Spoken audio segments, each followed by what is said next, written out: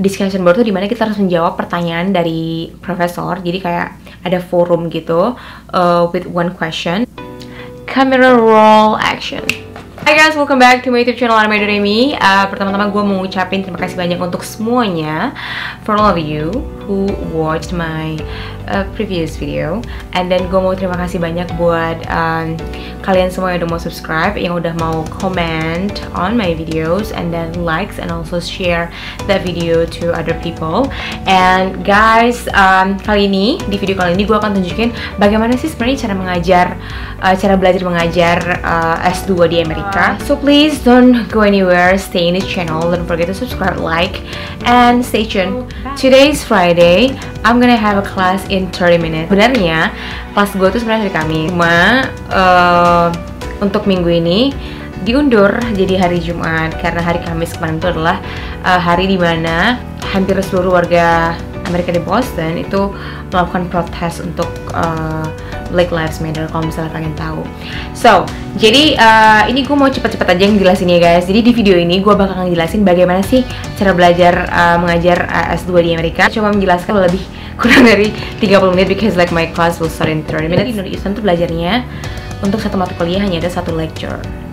Nah, kalau misalnya lagi nggak online begini, kalau misalnya kita ada on-ground class, itu 1 minggu sekali ketemu. Tapi ini karena pandemic dan everything is online, kita ada pertemuan kayak face to face online which is like in 30 minutes. Also kita ada kayak online lecture yang harus kita tonton juga videonya atau baca PDF-nya. Cara belajar gue yang di Northeastern ini mungkin berbeda dengan cara belajar S2 di university lain, atau bahkan mungkin berbeda dengan jurusan-jurusan lain. 1 minggu sebelum kelas, jadi profesor itu kayak email kita tentang materi-materi apa yang akan kita bahas di kelas nanti, homework apa yang harus kita kerjakan, terus kayak materi-materi apa yang harus kita baca. Tapi sebenarnya guys, semua informasi yang di email itu sebenarnya ada di syllabus. Kita tuh wajib untuk membaca syllabus sebelum kelas dimulai because every information is in there, like the rubric about the homework, final project, buku-buku apa aja yang mau dibeli, deadline homeworknya kapan.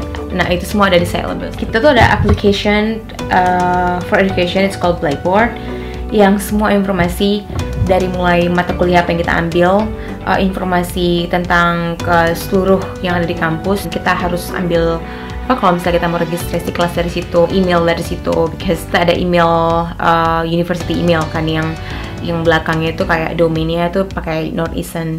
Blackboard itu kita juga bisa bayar uang kuliah online, terus juga kita bisa beli buku. Pokoknya seluruh informasi yang ada di Northeastern mengenai kita sendiri, because it's like our account. Ketika profesor send the email, mereka sending itu hari Sabtu kalau nggak Minggu. Jadi apa aja sih homeworknya pada 1 minggu itu. Nah, jadi dengerin ini baik-baik ya guys. Jadi kita tuh untuk homeworknya sendiri, kita tuh ada kayak 3 types of homework. Yang pertama tuh discussion board. Nah, discussion board tuh dimana kita harus menjawab pertanyaan dari profesor. Jadi kayak ada forum gitu with one question, and then we have to answer that question. Yang paling lambat harus dikumpulin tuh hari Kamis malam. Jadi Kamis malam Jumat at 11:59 PM. Terus respond opinion dari classmates kita itu paling lambat hari Minggu, Sunday by 11:59 PM. Jadi yang unik di sini di Amerika guys, semua homework itu deadline-nya adalah tengah malam. Nah, kita tuh diwajibkan untuk merespon tuh minimum 2 response. Ya. Tujuannya sih sebenarnya untuk memiliki opini yang lebih broad lagi. Kayaknya kalau misalnya gue mau respond my classmates, gue juga harus baca dong posting. Ada juga namanya paper, final paper and then weekly paper. Ada yang paper itu yang seminggu sekali, ada yang 2 minggu sekali. Nah, jadi kalau misalnya kita discussion board-nya itu banyak banget, papernya tuh mungkin 2 minggu sekali. Tapi kalau misalnya profesornya tuh nggak tertarik untuk memberikan discussion board yang banyak, papernya bisa seminggu sekali. Tugas ketiga adalah group project. Project is so important. Project ini guys sebenarnya buat pusing juga. A lot of students don't like this kind of homework karena ada beberapa students yang nggak mau cooperate with us in order to achieve the same goal, misalnya kayak untuk dapat yang grade yang bagus. Nah, rata-rata pengalaman gue sih, teman-teman gue ada yang pemalas, ada yang enggak. Nah, kalau misalnya gue kan memang tujuannya kan untuk dapat nilai bagus, jadi gue tuh kayak serba salah juga gitu, nggak pengen ngerjain partnya dia, tapi kalau nggak dikerjain ntar tuh semua kena imbasnya. Jadi mau nggak mau kita tuh yang kayak cover mereka gitu loh. Nah, pusing deh pokoknya. Terus ada juga exam. Nah, exam ini bisa jadi exam beneran, bisa jadi final paper di jurusan gue, communication. Itu ujiannya tuh depends on the professor ya. Sometimes ada yang kayak project itu emang benar-benar project kayak create like for example strategic communication for this company misalnya. Jadi kita harus yang research, kita harus yang interview, kita harus yang benar-benar buat kayak presentation. Jadi setiap final project tuh pasti ada kayak paper and ada presentation. Ini coba kita buka mata kuliah gue yang hari ini ya. So Blackboard ini adalah mata kuliah yang udah gue ambil. Oke. Organizational assessment. Seperti yang kalian lihat di sini ya, yang gue bilang tadi masalah syllabus itu, ini dia syllabusnya.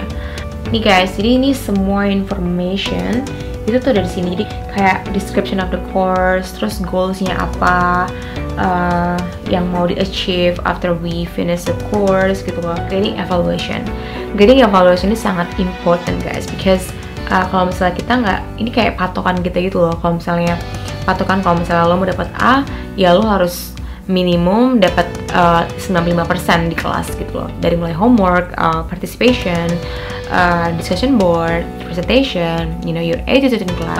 Ada juga course schedule yang kayak gue bilang. Jadi kayak tanggal dan semuanya itu udah pasti banget apa-apa aja yang mau dijelasin di sini. This is like a home for this course, and then kita lihat ya discussion board ini. Each week itu ada different question, and ini course material.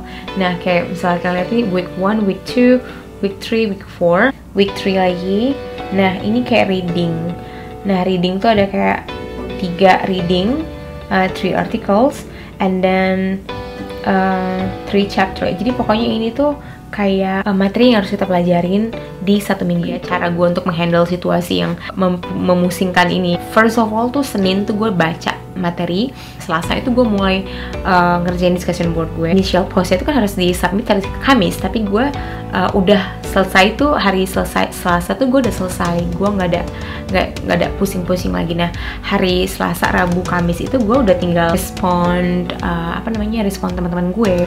Nah, hari Rabu, Kamis tuh gue kayak ngedalamin itu untuk final papernya, buat draft lagi buat paper gue, cari referensi sebanyak-banyaknya, karena referensi itu juga guys ditentuin. Jadi misalnya kayak satu paper, oh kamu minimal harus punya 5 referensi. Itu cara-cara gue untuk handle, you know, cara belajar gue yang menurut gue itu efektif. Hari ini hari Jumat, karena Jumat ini, nah ini essay gue udah gue kerjain itu 2 hari yang lalu. Nah ini udah almost done, dan gue juga udah cek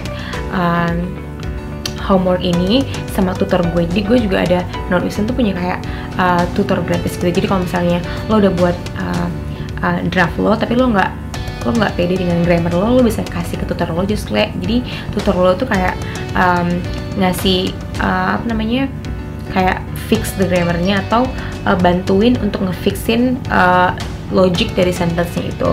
It's the word count of this paragraph from the overall part 1, and I think that would be helpful. So you mean that I need to omit this introduction part?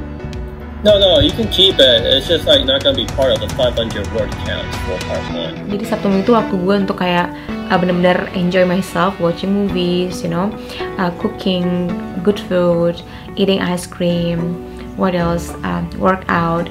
Jadi gue benar-benar buat dan manage waktu gue itu benar-benar efektif dan produktif, supaya gue tuh nggak kelewangan gitu. Karena kan tujuan gue untuk di kelas ini adalah untuk mendapat nilai bagus, dan bagaimana cara gue itu kayak bisa ngebalance my personal life, my education life, dan my romance life. Oke guys, just like ini jam 6. Nah, gue ini udah kelasnya udah mau mulai. Kayak gue ada masalah nih, gue nggak bisa join Zoom. It needs to be updated. Gila. Kita telat nih guys. Oke, lagi install guys. Ini gue lagi install. Okay, it started. And interviews are a really good way to prove that. Now, the second bullet point there is that focus groups and interviews, and I've done many focus groups and interviews over the years, they're very expensive. And typically, although they don't have to be face-to-face, they do involve the time of the facilitator, the interviewer.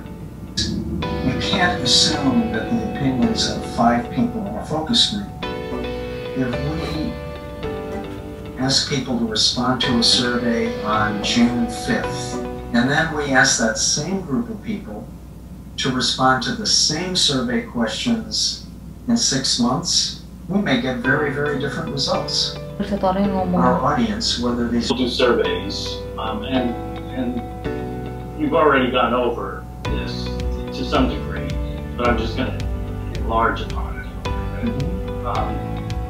You do whatever you do in assessing a piece of communication, you're doing it to help an organization, a department, a larger group of people, to help them decide on whether or not changes in that communication piece should be made. Is it doing what it's supposed to be doing?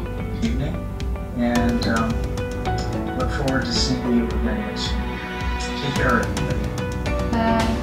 Guys, welcome back. Gue baru selesai kelasnya kayak yang lo lihat tadi. Jadi it's pretty much like that. It's not that hard. Kita cuma menjelaskan aja 1 kali dan dia nanya ada pertanyaan nggak, kalau misalnya ada dia lanjut, karena at the end of this course they expect that we understand. Jadi kalau misalnya kalian nggak tahu harus tanya, dan kalau misalnya nggak tahu nggak nanya nggak akan bisa untuk complete 95% untuk dapat A class. Gue bakalan membuat video bagaimana perbedaan sistem edukasi di Indonesia dan sistem edukasi di Amerika. Nah, kalau kalian yang mau tahu tentang itu, please subscribe to the channel supaya kalian gak kelewatan kontennya, dan please comment to this video, about this video. Komen bagaimana menurut kalian cara belajar mengajar di Amerika ini, apakah sama dengan Indonesia, apakah berbeda dengan Indonesia, atau apakah lebih mudah dari Indonesia. 7:30, it's time for me to have dinner. Thank you very much guys for watching. Gue appreciate banget, dan again please support terus video gue, nonton videonya sampai habis, and see you again. Bye.